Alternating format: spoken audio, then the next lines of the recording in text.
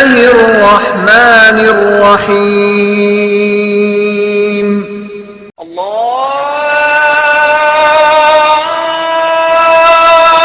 أكبر الله أكبر.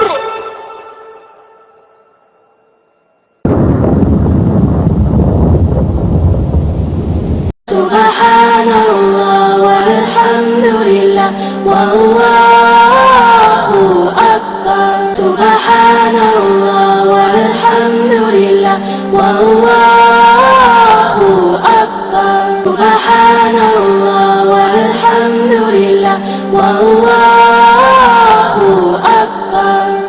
سبحان الله والحمد لله والله أكبر. سبحان الله والحمد لله والله أكبر. سبحان الله والحمد لله والله أكبر. إن الحمد لله الذي نستعينه ونستغفره ونؤمن به ونتوكل عليه ونعوذ بالله من شرور أنفسنا ومن سيئات أعمالنا من يهده الله فلا مضل له ومن يضلل فلا هادي له وأشهد أن لا إله إلا الله وأشهد أن محمدا عبده ورسوله أما بعد فإن خير الحديث كتاب الله وخير الهدي هدي محمد صلى الله عليه وسلم وشر الأمور محدثاتها وكل محدثة بدعة وكل بدعة ضلالة وكل ضلالة في النار. قال الله تعالى في القرآن المجيد والفرقان الحميد أعوذ بالله من الشيطان الرجيم قد أفلح من تزكى وذكر اسم ربه فصلى بل تؤثرون الحياة الدنيا والآخرة خير وأبقى إن هذا لفي الصحف الأولى صحف إبراهيم وموسى ربي اشرح لي صدري ويسر لي أمري واحلل عقدة من لساني يفقهوا قولي ربي زدني علما آمين رب العالمين. تمام تعریف بزرگی بڑائی کبریائی مصرف غالب مولا کے لیے جو تمام جہان کا پالنہار مدبر مشکل کشا حاجت روا جس کی ذات میں کوئی شکوہ نہیں جس کی دانش میں کوئی شکایت عمر خطا سے لا ریب ہے. درود و سلام محبت وحی کتاب حکمت کے مالک صاحب تاج المعراج براق صلی اللہ علیہ وسلم پر سلام اس پر کہ جس نے بے قصوں کی دستگیری کی. سلام اس پر کہ جس نے بادشاہی میں فقیری کی. سلام اس پر کہ جس کے پاس نہ چاندی تھی نہ سونا تھا. سلام اس پر کہ تکیہ ہاتھ اور چٹائی جس کا بچھونا تھا. درود اس پر کہ جس کی زندگی رحمت تھی رحمت. درود اس پر کہ جس کا تذکرہ عینی عبادت. اللہم صلی علی محمد وعلی آل محمد بارک وسلم. بزرگوں اور عزیز نوجوان ساتھیوں اور بس برداشت سننے والی اسلام کی معزز معتبر خواتین، یہ اللہ کا احسان فضل کرم ہے کہ اللہ رب العزت نے ایک بہترین مہینہ رمضان مبارک ہم تمام کو عنایت فرمایا. اس امید کے ساتھ ہم نے اس مہینے کو الوداع کیا کہ اللہ ضرور ہماری مغفرت فرمایا ہوگا. اللہ سے دعا ہے کہ اللہ رب العزت ضرور بضرور ہماری مغفرت فرمائے. اس کے ساتھ ہی میں تمام بھائیوں، بزرگوں اور تمام بہنوں کو اور امت کی ماؤں کو عید کی پرخلوص مبارکبادی پیش کرتا ہوں. اللہ ہم کو ہمیشہ خوشیاں نصیب فرمائے. عزیزان محترم، اللہ کا بے پناہ فضل کرم احسان ہے کہ اللہ رب العزت نے امت محمدیہ میں پیدا فرمایا. اللہ کا احسان ہے کہ اللہ رب العزت نے ایمان والے میں ہمارا شمار فرمایا. اللہ کا احسان عظیم یہ بھی ہے کہ اللہ تعالیٰ نے تمام مسلمان तमाम मुसलमान जमातों में अल्लाह रब्बुल इज्जत ने तौहीद का परचम लहराने की तौफीक अता फरमाई, शिर्क से बेजार करने वाला बनाया, सुन्नतों का दिलदादा बनाया, बिदअतों से दूर रहने वाला हमें बनाया। ये अल्लाह का बेपनाह फजल करम एहसान है। अज़ीज़ान मोहतरम, इंशाअल्लाह अल अज़ीज़ आज के जुमे का खुतबा हमने जिस तरीके से आप तक पैगाम को पहुंचाया कि दुनिया की हकीकत क्या है। आखिर अल्लाह रब्बुल इज्जत ने अपने कलाम के अंदर और नबी करीम सल्लल्लाहु अलैहि वसल्लम की जुबान मुबारक से जो अल्फाज को दुनिया के सामने रखे, इंसानों के सामने जिन बातों को रखा अल्लाह रब्बुल इज्जत ने, इससे वाज़ेह और साफ सबूत मिलता है अल्लाह रब्बुल इज्जत ने इस दुनिया को एक मुसलमान के लिए एक बहुत ही पेचीदा इम्तिहान बनाकर भेजा है। इस इम्तिहान में इंसान को कामयाबी हासिल करना और जन्नत का हुसूल करना है। अज़ीज़ान मोहतरम, ये दुनिया जिसमें हम रहते बसते हैं, जिसके चकाचौंध, जिसकी रोशनी, जिसका सोने चांदी, जिसका पैसा रुपया, जिसकी रिश्तेदारी, जिसका महल, जिसकी गाड़ी, तमाम तर वो चीजें इंसान को इतनी मुज़य्यन कर दी गई हैं कि इंसान आखिरत से मोड़कर इन तमाम मादी वसाइल की तरफ अपने जहन को ला चुका है। अल्लाह रब्बुल इज्जत ने सूरह हदीद में, अल्लाह ताला ने सूरह कहफ में, अल्लाह रब्बुल इज्जत ने सूरह यूनुस में, तमाम आयतों के अंदर अल्लाह ताला ने फरमाया कि इस दुनिया की मिसाल ऐसी है, लोगों जरा गौर से सुनो। अल्लाह ने वाज़ेह करके बताया, मिसाल के दे करके भी बताया कि लोगों याद रखो, इस दुनिया की मिसाल ऐसी है कि एक किसान के पास एक जमीन हो और वो जमीन बंजर हो, उसमें अल्लाह रब्बुल इज्जत ने पानी को बरसा दिया। जब पानी बरस गया तो वो जो भी दाना उसमें बोना था बो दिया, अब उसका खेत हरा भरा हो गया। हरा भरा जब हो गया उसके अंदर तमाम दाने भी आ गए, तमाम तर चीजें अब तैयारी में है। इंसान सोचने लगा कि ये मेरी अमानत है, ये मेरी कोशिश का नतीजा है, ये मेरी ही चीज है। जब उसके जहन में सवाल पैदा हुआ तो अल्लाह रब्बुल इज्जत फरमाता है कि अल्लाह ताला ने एक अजाब की शक्ल में उसकी खेती पर ला दिया, और अजाब जब उसकी खेती पर आया दूसरे दिन वो आदमी देखता क्या है कि उसकी खेती उसके हाथ से निकल चुकी है, उसकी खेती वीरान पड़ी हुई है, कोई इस्तेमाल में वो आने वाली नहीं है। अल्लाह ताला फरमाता है कि जो आदमी दुनिया पर अपने आप को निशावर कर देगा, जो आदमी अपने आप को दुनिया के अंदर मुलविस करेगा, उसका भी हाल यही होने वाला है कि धोखे की चीज है दुनिया। अल्लाह ने वाज़ेह करके बताया, जिसके बुनियाद पर अनस बिन मालिक रज़ी अल्लाह तआला ने रिवायत करते हैं, बुखारी की रिवायत, नबी करीम सल्लल्लाहु अलैहि वसल्लम ने फरमाया कि ये दुनिया मोमिन के लिए एक कैद खाना है और काफिर के लिए एक जन्नत है। जरा बड़ा बताइए कि कैद खाने के अंदर क्या आदमी अपनी मर्जी की जिंदगी जी सकता है, अपनी मर्जी का खा सकता है, अपनी मर्जी का घर बना सकता है, अपनी मर्जी के कपड़े पहन सकता है, अपनी मर्जी की नींद सो सकता है, अपनी मर्जी की बात कर सकता है? तमाम तर सवालात के जवाब निकलेंगे कि कैद खाने में जेलर का हुक्म चलेगा, जब वो उठने को हुक्म दे उस वक्त उठना पड़ेगा, जो वो कपड़े पहनने को दे वो पहनना पड़ेगा, जो इज़्ज़ा खाने को दे वो खाना पड़ेगा। गर्ज दुनिया में मोमिन अल्लाह क्या कैदी है, अल्लाह के पास एक गिरवी है, अल्लाह के कानून के मुताबिक उसको अपनी जिंदगी जीना है। अल्लाह ने कहा खैरात करो तो करना है, अल्लाह ने कहा ज़कात दो तो देना है, अल्लाह ने कहा इबादत करो तो करना है, अल्लाह ने कहा फलाने वक्त पर खाओ और फलाने वक्त पर ना खाओ तो अल्लाह के हुक्म को जारी व सारी करना है। तो एक दुनिया मोमिन के लिए मुकम्मिल कैद खाना बनाई गई और काफिर के लिए जन्नत। इसलिए जन्नत का लफ्ज इख्तियार किया गया कि काफिर के यहाँ कोई रोक टोक नहीं है। काफिर सूद भी खा सकता है, काफिर गैरुल्लाह का भी खा सकता है, काफिर शराब भी पी सकता है, काफिर गैर खाना भी खा सकता है, काफिर अपनी जिंदगी मनमानी जी सकता है, काफिर जिना भी कर सकता है। गर्ज के हर वो शय उसके लिए छूट बना दी गई, इसलिए उसको कहा गया कि ये दुनिया काफिर के लिए एक जन्नत बना दी गई कि जो चाहे तुम कर लो मियाँ, लेकिन एक वक्त आएगा जब तुम्हारी पकड़ जरूर होगी। इसलिए अल्लाह रब्बुल इज्जत ने अभी हमने खुतबा मसनूना के बाद जिन आयतों की तिलावत की वो सूरह आला की आखिरी आयतें हैं, सूरह आला की। अल्लाह रब्बुल इज्जत ने बड़ी जामे और मोतेबर बात ईमान वालों के लिए बताई, दर्स दिया, ईमान वालों को समझाया, अमला करवाया, ईमान वालों के दिलों में बातों को बिठाने की तलखीन की अल्लाह रब्बुल इज्जत ने, और कहा आखिर में कि ये जो बातें तुम्हें बताई जा रही हैं ऐसा मत समझना कि तुम पर ही ये क़वानीन को नाफिज किया जा रहा है, तुम पर ये क़वानीन को रखा जा रहा है, तुम पर इन क़वानीन को लागू किया जा रहा है। ऐसा नहीं है, हमने पिछली उम्मतों पर भी ऐसे क़वानीन को नाफिज किया کیا تھا، جس کی بنیاد پر اللہ رب العزت نے واضح طور پر صاف الفاظ میں کہا قد افلح من تزکا۔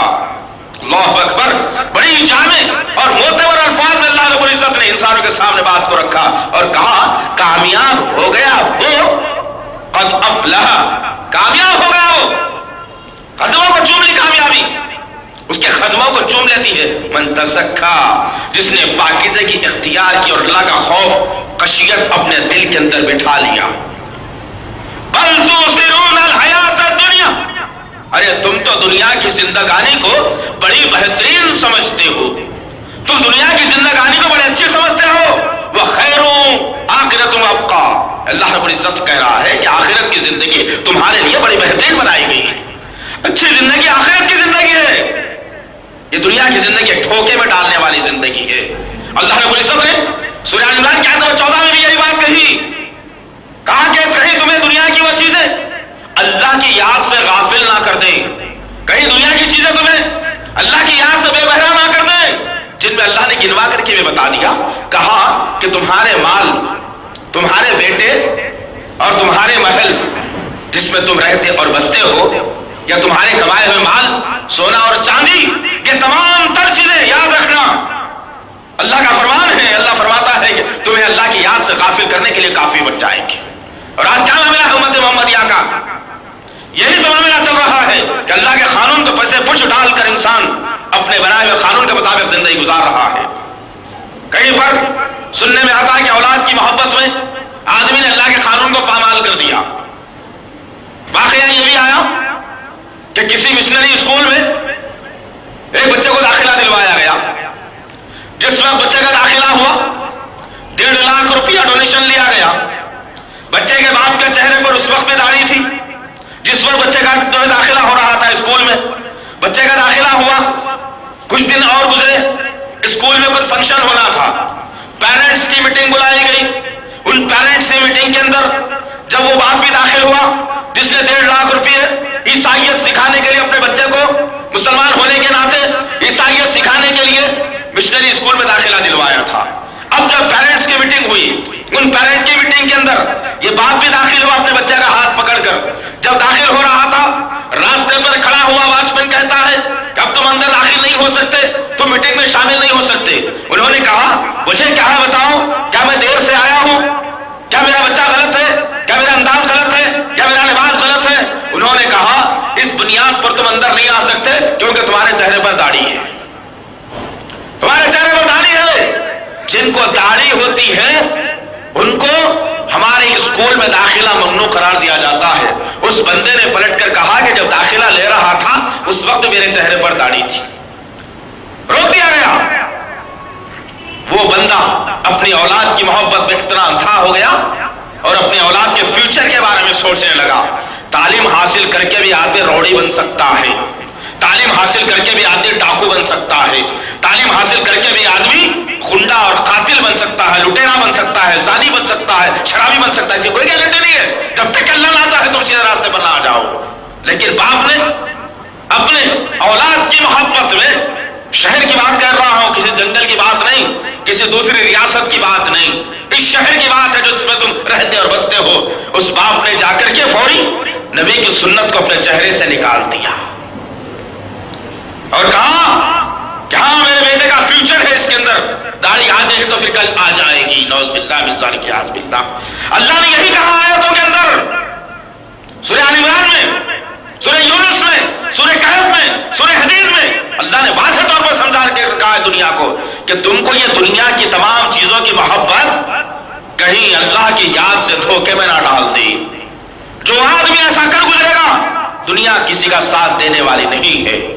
نبی کریم صلی اللہ تعالیٰ علیہ وسلم کی زبان مبارک سے اللہ رب العزت نے ان الفاظ کو دہرا کر بتایا آسمانی دنیا سے نازل ہوئے تھے، اور آج امت کا کیا عالم ہے کہ اللہ کا قانون مسمار ہو رہا ہے، اللہ کا قانون ٹوٹ رہا ہے، نبی کا قانون کچلا جا رہا ہے، نبی کی سنتیں غائب ہوتی نظر آ رہی ہیں، شرک کا ماحول تمام امت مسلمہ کو کھل کی طرح کھایا جا رہا ہے۔ لیکن انسان ہے کہ اپنی عمارت کو دیکھ کر خوش ہوتا ہے، اپنی گاڑی کو دیکھ کر خوش ہوتا ہے، اپنے جسم کو دیکھ کر خوش ہوتا ہے، اپنے بیوی بچوں کو دیکھ کر خوش ہوتا ہے، اور کبھی الماری کھولنے کا موقع مل جائے تو الماری میں رکھے ہوئے زیورات اور ان پیسوں کو دیکھ کر خوش ہوتا ہے اور کہتا ہے کہ میں اس شہر کا مالدار آدمی ہوں. آج سے پہلے میں غریب تھا, لوگ مجھے قریب آنے نہیں دیتے تھے.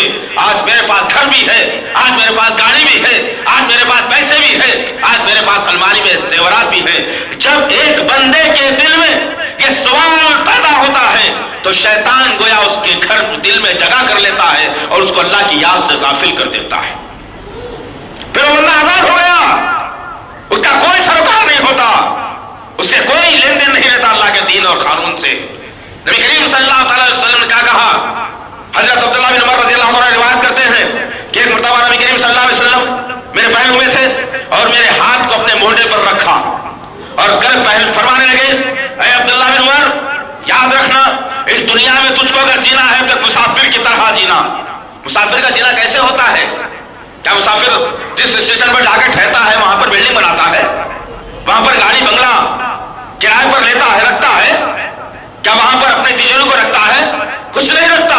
اس کے ساتھ بس وہ سامان ہوتا ہے جو سامان اس کی ضروریات کے لیے کام آتا ہے.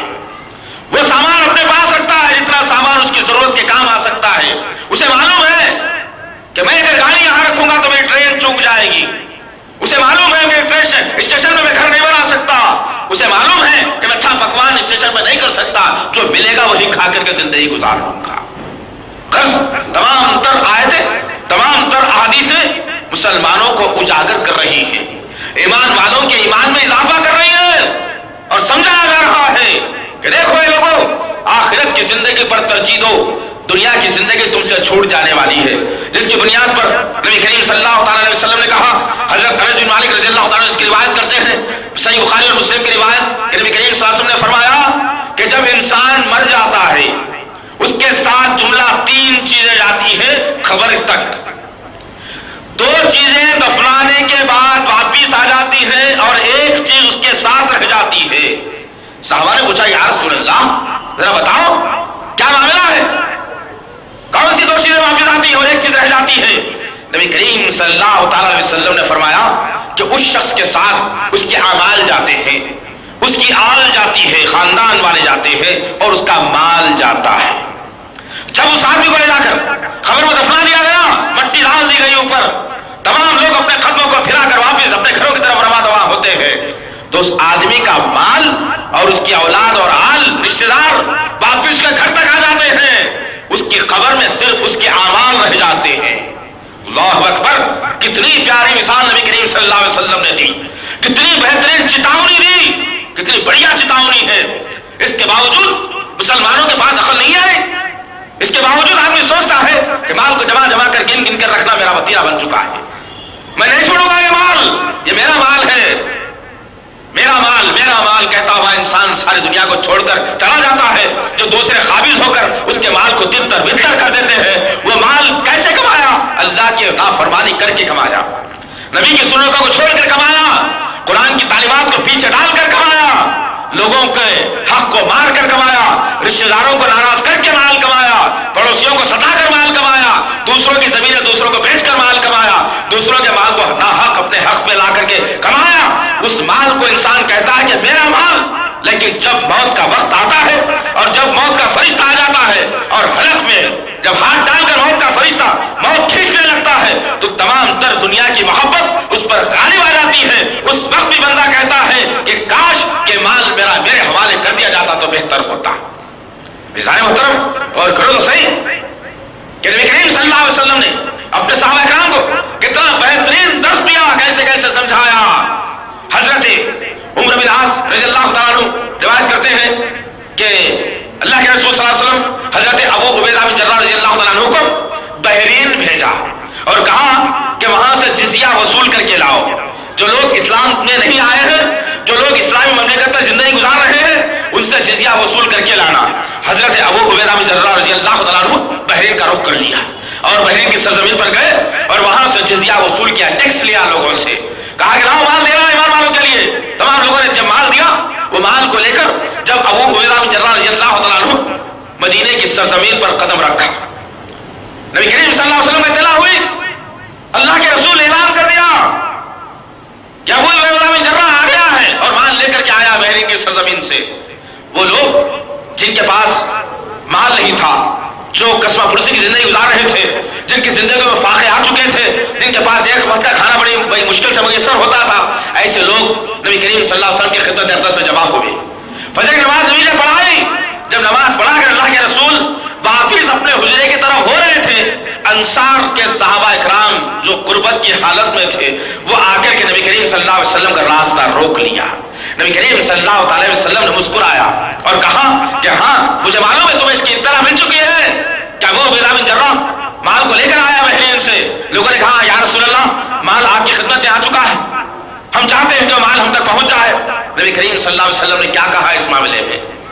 ان کے معاملے میں کہا جن کے پاس کھانے کے لالے پڑے ہوئے ہیں، جن کو پہننے کے لیے صحیح کپڑا میسر نہیں ہے، جن کو رہنے کے لیے صحیح گھر نہیں، ایسے چھپر کے نیچے وہ زندگی گزار رہے ہیں کہ بارش اگر ہوتی ہے تو ان کا سارا پانی ان کے کپڑوں کو، ان کے گھر والوں کو کیچڑ میں لت پت کر دیتا تھا.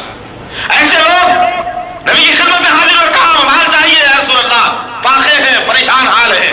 نبی کریم صلی اللہ تعالی علیہ وسلم نے کہا مجھے اندیشہ ہے کہ تم اپنے فقیری کے تحت ہلاک نہیں کیے جاؤ گے، بلکہ مجھے خدشہ اس بات کا ہے کہ مال کی محبت تمہیں تباہ کرنے والی ہے. اللہ اکبر. غور کرو عزیزان محترم، کیا کہا نبی کریم صلی اللہ علیہ وسلم نے کہ مجھے فخر اور فقیری پر تمہیں کوئی فکر مند ہونے کی ضرورت نہیں، تم نہیں بھیگو گے اس سے، لیکن مجھے اندیشہ ہے کہ تمہارے پاس مال اگر آ جائے تو تم ضرور بہکنے والے بن جاؤ گے. نبی نے کیا کہا تھا؟ حضرت انس بن مالک رضی اللہ تعالیٰ کی روایت ہے، صحیح بخاری اور مسلم کی اٹوٹ روایت. نبی کریم صلی اللہ علیہ وسلم نے کہا اے لوگوں یاد رکھنا اس بات کو، اونچی اونچی عمارتیں مت بناؤ، اپنے مالوں کو جمع کر کے مت رکھو، لوگوں تک ان کی امانتوں کو ضرور پہنچا دو. نبی کریم صلی اللہ علیہ وسلم نے اعلان فرما دیا امت کے سامنے کہ یہ تمام تر چیزیں ہیں جو تم کو کرنا ہے، لیکن امت محمدیہ کا وتیرہ اور طریقہ یہ بنا کہ آج مال سے سب سے زیادہ محبت کرتا ہے مسلمان. مال کی محبت اتنی آ رہی، وہ وقت ہم نے بھلا دیا. حضرت ابو ہریرہ رضی اللہ عنہ روایت کرتے ہیں، صحیح مسلم اور بخاری کی روایت ہے، یہ آپ فرماتے ہیں ہم نے نبی کریم صلی اللہ علیہ وسلم کو کئی مرتبہ دیکھا کہ آپ بیٹھے ہوئے ہیں قاعدے کی حالت میں اور اپنے سر کو گھٹنوں کی جانب جھکایا ہوا ہے اور تنگی کی حالت میں بیٹھے ہوئے ہیں. ہم نے ایک مرتبہ دیکھا، دو مرتبہ دیکھا، تین مرتبہ جب ہم نے دیکھا اور نبی کریم صلی اللہ علیہ وسلم سے ہم نے سوال کیا یا رسول اللہ آخر ماجرا کیا ہے؟ آپ اس حالت میں بیٹھ کر اپنے آپ کو اتنا جھکا لیتے ہیں، کیا تکلیف ہے بتائیے، ہم تکلیف دور کر دیں گے. نبی کریم صلی اللہ تعالی علیہ وسلم نے کہا تم کیا جانتے ہو تمہارے نبی کو بھوک کی شدت یہاں تک جھکا دیتی ہے. اللہ اکبر. نبی کریم صلی اللہ علیہ وسلم فاقے کی زندگی گزار کر امت کو درس دیا، فرمایا کہ دیکھو تمہاری زندگی ایسی ہونی چاہیے. پھر ایک موقع وہ یاد کرنے کی بات ہے کہ دھوپ کا گرما کا شدت کی گرما، بہت تیز دھوپ عرب کی سرزمین کی. نبی کریم صلی اللہ علیہ وسلم تہبند باندھے ہوئے ہیں اور اوپر کا کرتا اترا ہوا ہے، پیٹ اور سینہ کھلا ہوا ہے، دونوں بازو کھلے ہوئے ہیں، صرف تہبند پہ زندگی ہے. آپ نے ایک چٹائی لی اور کھجور کے جھاڑ کے نیچے اس چٹائی کو بچھا دیا جہاں جس میں آپ کا آدھا جسم دھوپ میں اور آدھا جسم چھاؤں میں تھا. جو بچھایا لیٹ گئے، چٹائی پر پیٹ ہے، پیر زمین پر چلے گئے ہیں، لیٹے ہوئے. عمر بن خطاب رضی اللہ تعالیٰ عنہ آئے، جیسے عمر کو دیکھا نبی کریم صلی اللہ علیہ وسلم نے اٹھ کر کے بیٹھے. عمر بن خطاب رضی اللہ تعالیٰ عنہ نے نگاہوں سے نبی کریم صلی اللہ علیہ وسلم کی نبوت والی پیٹھ کو دیکھا جس پر مہر نبوت داغا ہوا تھا. آپ دیکھتے ہیں کیا منظر اور آنکھ میں آنسو لا کر کہتے ہیں کہ یا رسول اللہ قیصر و کسریٰ کے بادشاہ باطل ناحق لوگوں پر حکمرانی جتا رہے ہیں، اسلام سے باہر ہے، لیکن نرم نرم گدے اور صوفے اور پلنگ اور بستر اور زیورات ان کا مقدر بن چکی ہیں. آپ تو حق والے نبی ہیں، ہم نے آپ پر ایمان لایا ہے اور اللہ نے بہت کچھ دے رکھا ہے ہمارے پاس، کیا ہم آپ کے لیے بہترین ایک گھر اور بہترین نرم گدے تیار کر کے دیں؟ جیسے یہ الفاظ عمر بن خطاب رضی اللہ تعالیٰ عنہ کی زبان مبارک سے نکلنا تھا، نبی کریم صلی اللہ علیہ وسلم کی آنکھیں سرخ ہونے لگی، آواز میں تلخی شروع ہوئی اور غصے کے انداز میں فرمایا عمر میں تیرے اندر دور جہالت کی جھلکی دیکھ رہا ہوں. اللہ اکبر. اور کرو آج کیا معاملہ ہے ہمارا کہ ہم نیچے بیٹھنا پسند نہیں کرتے. مسلمان دسترخوان میں بیٹھ کے کھانے کا عادی تھا جب تک برکت تھی اس کے ایک تھالی میں کھانے کا عادی تھا جب تک بھی برکت تھی. سازشیں ایسی ہوئی کہ ہر ایک کے برتن کو الگ الگ کر دیا گیا. پہلے دسترخوان موجود، ایک مشکاب میں کھانا، ہر آدمی اپنی اپنی برتن میں ڈال کر کے کھانا. ایک سازش چلی جس کے شکار میں اور آپ ہو گئے، اور وہی طریقہ چل رہا تھا. پھر بھی اللہ تھوڑی بہت برکت اس میں رکھا تھا. اب تو ایسی برکت ہو گئی کہ اللہ میں ایک مسلمان زمین پر بیٹھ کے کھانا بے شرمی سمجھ رہا ہے. ٹیبل کا کھانا ہونا ایسے، دستر ختم کر دیا مسلمان. یہ کس کا طریقہ ہے؟ کیسر و کسرا نے اس رسم کو انجام دیا تھا کہ دستر چھوڑ کر ٹیبل اور کرسی کا کھانا کھاتے تھے وہ لوگ. زمین پر بیٹھنا معیوبات، غربت، افلاس، پریشانی کی علامت سمجھی جاتی تھی. لیکن آج مسلمانوں کے پاس یہ وطن آ گیا. کہاں ہے نبی کے طریقہ کار؟ کہاں ہے نبی کا اصول و ضابطہ؟ کہاں ہے نبی کی تعلیمات؟ کہاں ہے وہ نبی جس پر ایمان رکھتے ہیں؟ کہاں ہے ان کا عمل جس کے ذریعے سے ہم کو جنت ملنے والی ہے؟ کیا مسلمانوں کے پاس یہ نہیں ہو رہا ہے؟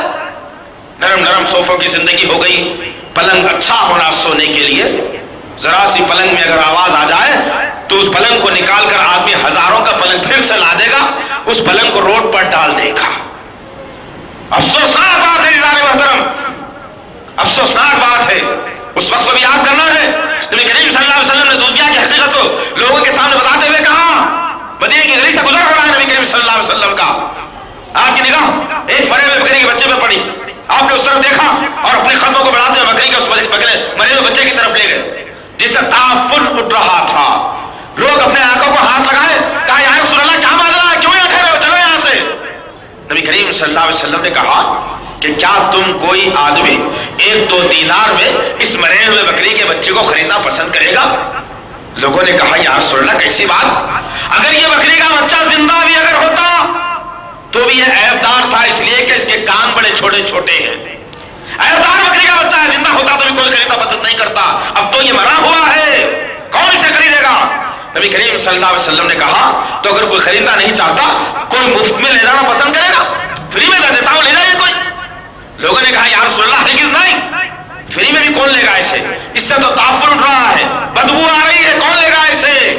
نبی کریم صلی اللہ تعالی علیہ وسلم نے اپنے ماننے والوں کی طرف اپنے چہرے انور کو پلٹایا اور کہا جتنا تم اس مرے ہوئے بکری کے بچے سے گریز کر رہے ہو، کراہیت محسوس کر رہے ہو، اس سے کہیں زیادہ کراہیت اس دنیا سے اللہ کو آتی. اللہ اکبر. اور کرو عزیزان محترم کہ وہ دنیا ہے جس دنیا سے اللہ کراہیت محسوس کرتا ہے، صرف اللہ نے امتحان کے طور پر تمہیں یہاں بھیجا تھا. لیکن آج مسلمانوں کا عالم یہ ہو گیا، مسلمان اسی دنیا کو سب کچھ سمجھنے لگ گیا ہے. ان کی زندگی کو دیکھو، مسجد نبوی تعمیر ہوئی، احاطہ تھوڑا بڑا کیا گیا مسجد نبوی کا. اسی مسجد نبوی میں آج تک وہ چبوترا موجود ہے اصحاب صفہ کے نام سے. وہ لوگ جو اسلام میں داخل ہوتے جن کا کوئی نہیں ہوتا مدینے کے اندر، وہ لوگ اسلام کے آغوش میں پناہ لیتے اور اس چبوترے پر بیٹھ جاتے اور لوگوں کے کھانے دینے کا انتظار کرتے، لوگوں کے کپڑے دینے کا انتظار کرتے. ان کے پاس نہ کپڑا تھا نہ ان کے پاس کھانا تھا. ایسے صحابہ کرام 70 صحابہ کرام تھے جو اصحاب صفہ پر پناہ لیے ہوئے تھے. حضرت ابو ہریرہ رضی اللہ تعالیٰ عنہ بھی انہیں میں سے شمار کیا جاتے تھے. آپ فرماتے ہیں کہ اصحاب صفہ کے سامنے اللہ کے رسول نے جب آخرت کی بات رکھی اور پھر دنیا کی بات آپ نے رکھی کہ دنیا کیسی کراہیت والی جگہ ہے، تو ہم نے دیکھا اصحاب صفہ میں کسی کے پاس اوپر کے کپڑا تھا تو نیچے کا نہیں تھا، اگر نیچے کا کسی کے پاس تہبند تھا تو اوپر کے پہننے کے لیے کسی کے پاس نہیں تھا. اس لیے کہ انہیں معلوم تھا آخرت کی زندگی بہت بڑی زندگی ہے، دنیا کی زندگی انتہائی کم ترین زندگی ہے. جو دنیا کو چاہنے والا ہے اس کا آخرت میں کوئی حصہ نہیں. اسی کی بنیاد پر نبی کریم صلی اللہ علیہ وسلم نے مشہور حدیث بیان کی مثال دے کر کے لوگوں کے سامنے کہا ہے لوگوں اگر تم دنیا اور آخرت کے بارے میں جاننا چاہتے ہو تو کسی سمندر کے کنارے جاؤ. جب سمندر کے کنارے تم جاؤ اور اپنی انگلی کو لو اور سمندر کے پانی میں ڈبا دینا، جب ڈبا دو اس انگلی کو اور پھر انگلی کو نکال لو، پھر اپنی انگلی پر محسوس کرو اور سمندر کو دیکھو کہ تمہاری انگلی پر کتنا پانی لگا ہے. جتنا پانی تمہاری انگلی پر لگا ہے وہ تمہاری دنیا ہے. سمندر کے پانی کو تم دیکھو تمہاری آخرت. اللہ اکبر. کیا اندازہ کر سکتے ہیں آخرت کے معاملے میں؟ کیا چاہتے ہیں آخرت کے معاملے میں؟ آج مسلمان پریشان حال، آج مسلمان سود کا لینے دینے والا، آج مسلمان خلاش، نعوذ باللہ من ذالک. ایسے نہیں ہو سکتا عزیزان محترم، ایسا ہرگز نہیں ہو سکتا. اس لیے کہ عبد الرحمن بن عوف رضی اللہ عنہ ہجرت کر کے مدینہ آئے. مدینے والوں نے، مکے والوں نے تمام مال و زر چھین لیا تھا، اولاد چھین لیا تھا، مال چھین لیا تھا، بدن کے کپڑے لے لیے تھے، پیر کے جوتیاں تک چھین لی گئی تھی، سواری بھی آپ کے پاس نہیں تھی. لیکن جب آپ نے مدینے کا رخ کیا اور نبی کی صحبت اختیار کی، جب آپ کا انتقال ہوا، تاریخ شاہد ہے کہ مسلمانوں کے پاس اللہ رب العزت مال میں برکت کیسے دیتا ہے. عبد الرحمن بن عوف رضی اللہ تعالیٰ عنہ کی زندگی سے سبق لینا ہے، عثمان غنی کی زندگی سے سبق لینا ہے، ابوبکر صدیق کی زندگی سے سبق لینا ہے، عمر بن خطاب کی زندگی سے سبق لینا ہے کہ وہ لوگ کس طریقے سے اپنے پاس مال جوان لے کے اللہ کے راستے میں خرچ کیا کرتے تھے. اس وقت کو یاد کرنا ہے، جنگ تبوک کا موقع تھا. 7 مرتبہ نبی کریم صلی اللہ علیہ وسلم نے کہا، پہلی مرتبہ اعلان ہوا، اے لوگوں، کون ہے وہ آدمی جو اللہ کے راستے میں 100 گھوڑے قربان کرنے کے لیے تیار ہے، صدقہ دینے کے لیے تیار ہے. نبی جنت میں اس کے لیے اپنے ساتھ ہونے کی بشارت دیتا ہے. ایک آدمی کھڑا ہوا اور آواز لگائی، یا رسول اللہ میں ہوں. نبی کریم صلی اللہ علیہ وسلم نے پھر دوسرا سوال کیا، کہا کہ کون ہے جس کو نبی کریم صلی اللہ علیہ وسلم سب سے پہلے حوض کوثر کا پیالہ دے، 100 اونٹ اللہ کے راستے میں دینے کے لیے تیار ہے. وہی آدمی کھڑا ہوا پھر اور کہنے لگا، یا رسول اللہ میں ہوں. اسی طرح سے نبی کریم صلی اللہ علیہ وسلم نے 7 مرتبہ الفاظ کو دہرایا اور 7 مرتبہ وہی آدمی کھڑا ہوا اور کہنے لگا کہ میں اللہ کے راستے میں دینے کے لیے تیار ہوں. 7ویں مرتبہ نبی کریم صلی اللہ علیہ وسلم کی نبوت والی نگاہیں جب اس شخص کی طرف اٹھی تو دیکھتے کیا ہے کہ نبی کریم صلی اللہ علیہ وسلم کے دوہرے داماد ہیں حضرت عثمان غنی رضی اللہ تعالی عنہ. جب نبی کریم صلی اللہ علیہ وسلم نے دیکھا اور سوال کی گنجائش تھی، نبی کریم صلی اللہ علیہ وسلم نے کہا، اے میرے عثمان، بیٹھ جا، بس ہے بس. سب لوگوں سے مخاطب ہو کر کے کہا کہ اللہ رب العزت نے میرے عثمان سے اتنی خوشنودی کا ارادہ کیا ہے اور اتنا اللہ تعالیٰ میرے عثمان سے اتنا خوش ہوا ہے کہ آج کے بعد میرا عثمان کوئی نیکی بھی اگر نہ کرے تو اللہ اسے ضرور جنت دے کر کے رہے گا. اللہ اکبر. کہاں ہے عزیزان محترم، ان واقعات کو ہم نے کتابوں کے اندر الفاظ کے طور پر رکھ دیا. سب سے بدترین قوم کون سی تو مسلمان کہا جائے گا.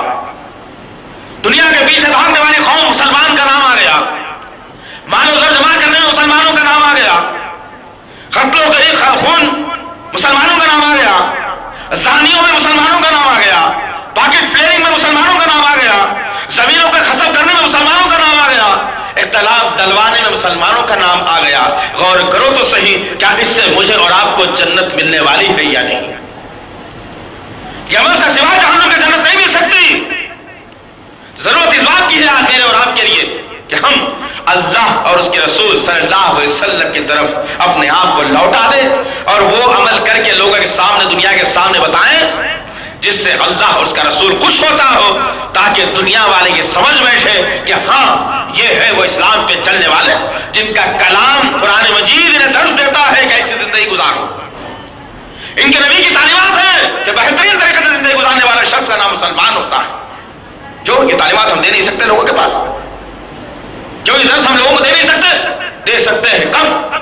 جب ہمارے دلوں سے دنیا کی محبت ختم ہو جائے اور آخرت اور رب کی محبت ہمارے دلوں میں سما جائے تو انشاءاللہ العزیز جتنے پیسے، دولت، زر، سونا، چاندی، زمین، جو کچھ بھی مسلمانوں کے پاس رکھا ہوا ہے، اگر وہ تمام تر چیزیں باہر اگر آ جائیں تو انشاءاللہ العزیز پھر کسی چوراہے پر کھڑے کر مسلمان لڑکی کو ہاتھ پھیلانے کی ضرورت نہیں پڑے گی انشاءاللہ.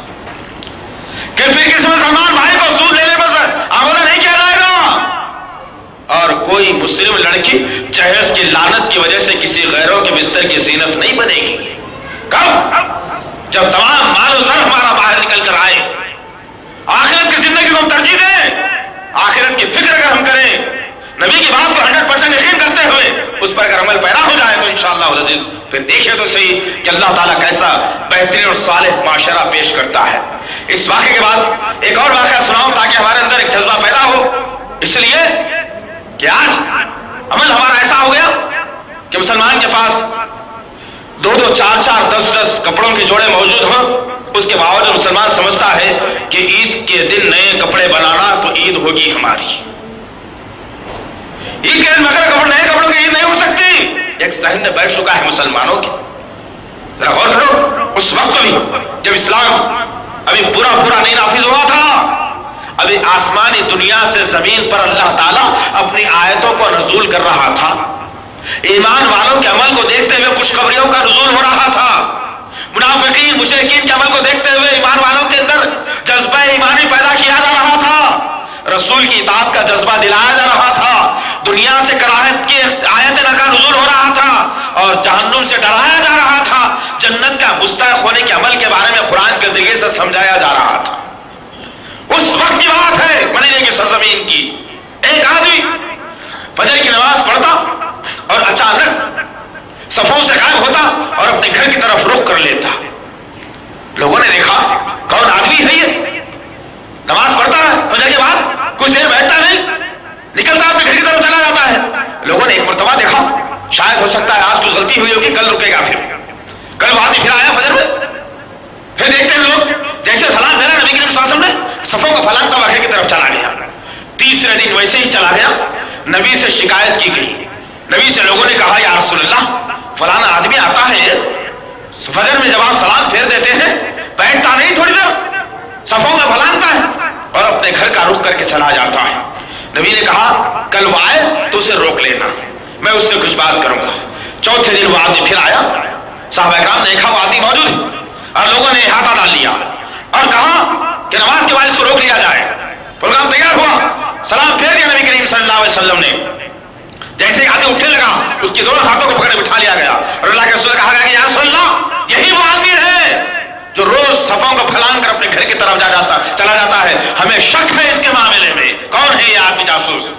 وہ آدمی آنکھوں میں آنسو لاتے ہوئے کہا یا رسول اللہ اب چھوڑ دیجئے، کچھ دیر کے بعد پھر پلٹ کر آؤں گا، سوال کا جواب ضرور دوں گا، مجھے دیر ہو رہی ہے۔ نبی نے کہا ایمان والا ہے تو واپس ضرور آئے گا، چھوڑ دیا گیا۔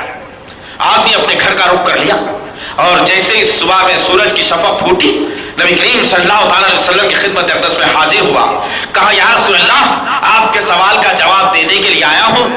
آپ نے کہا کہ کیوں چلے جاتے ہو، ماجرا کیا بتاؤ؟ کہنے لگا یا رسول اللہ کیا بتاؤں، میں اور میری بیوی فلانے گھر میں رہتے ہیں اور جو تہمت میرے آنکھ پر آپ دیکھ رہے ہیں اوپر کا کپڑا نہیں ہے میرے پاس، جو تہمت میرے آپ دیکھ رہے ہیں یا رسول اللہ یہی تہمت میں اور میری بیوی اختیار کرتے ہیں۔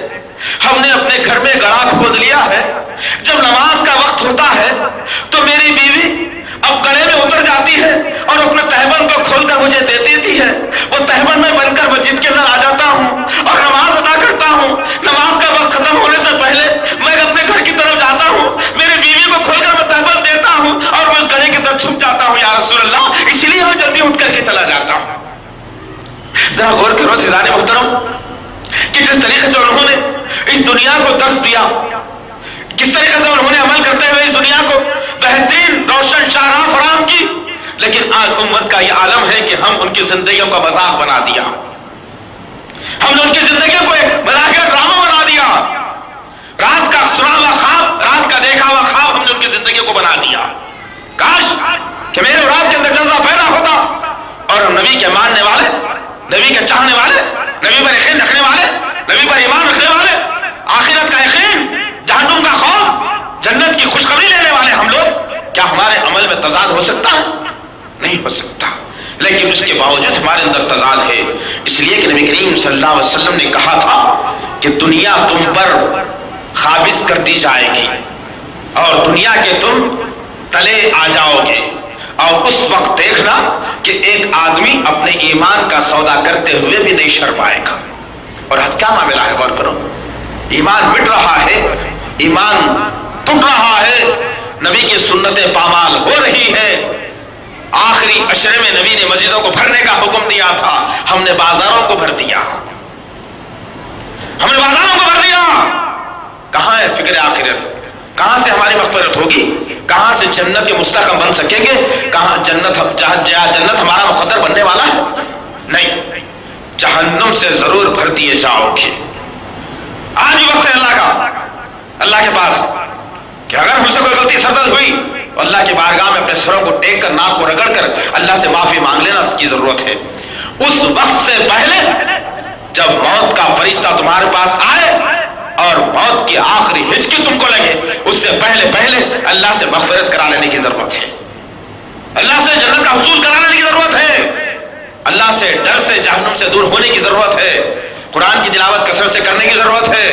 رمضان آیا مسجدیں بھی پھول تھی، رمضان آیا تو قرآن بھی کھل گیا، رمضان آیا تو قرآن بھی سن لیا، رمضان آیا تو جو کچھ جیبوں میں موجود تھا وہ دوسروں کے حوالے بھی کر دیا۔ لیکن جیسے رمضان ختم ہوا مسجدیں ویران ہو گئی، قرآن بند ہو گیا، جیبوں میں پیسے تنگ ہونے لگے، پھر وہی چارے رفتاریں بیٹھیں گی 11 مہینے تک چلنے والی ہیں۔ کیا سیکھا ہم نے رمضان سے؟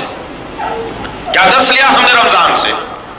یہی کہ دنیا کو چاہنا اور آخرت کو بھلا دینا؟ ہرگز نہیں عزیزان محترم۔ آج دنیا ہے، کل دنیا فنا ہو جائے گی کھیتی کی طرح۔ آخرت ہمیشہ ہمیشہ کی رہنے والی ہے، آخرت ہمیشہ ہمیشہ کی زندہ پائندہ باد رہنے والی ہے۔ اس کے خاتمے کا اللہ نے کوئی اشارہ نہیں دیا کہ آخرت میں ایسا ہوگا تو کہ اس کے بعد پھر سے دنیا بسا دیں گے، ایسا نہیں کہا اللہ تعالیٰ نے۔ دنیا ختم ہوگی ضرور کہا اللہ رب العزت نے، اس کی نشانیاں بھی بتا دی گئی کیسے ختم ہوگی دنیا ہے، لیکن آخرت میں کیسے ختم ہوگی، آخرت پھر سے ختم کر کے ہم پھر سے دنیا بسا دیں گے، اس کا اللہ نے کہیں تذکرہ نہیں کیا۔ اس کے باوجود مسلمانوں کا عالم کیا ہے آج؟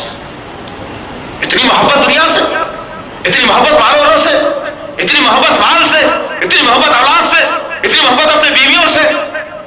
جس سے محبت نہیں کرنی چاہیے تھی اس سے محبت کرنے لگ گیا، جس سے محبت کرنی تھی اس کی محبت کے دل سے بھلا دیا مسلمان۔